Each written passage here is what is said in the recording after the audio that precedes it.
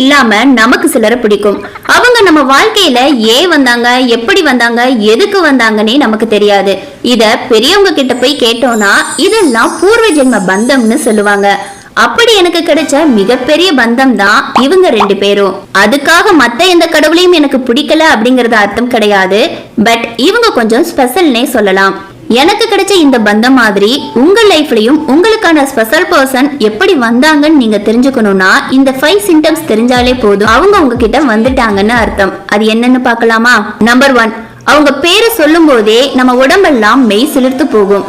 Number 2, தற்செயலா நீங்க அவங்களை எங்க பார்த்தாலும் உங்களை அறியாமலே உங்க கண்ணுல இருந்து ஆனந்த கண்ணீர் வரும்.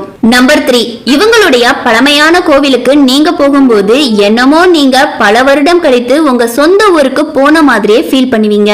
நம்பர் 4, இவங்களுடைய பக்தி பாடல் மற்றும் பதிகங்களை நீங்க கேட்கும் போதும் சரி பாடும் போதும் சரி உங்க மனசு காத்துல பறக்கிற மாதிரி ஃபீல் பண்ணுவீங்க.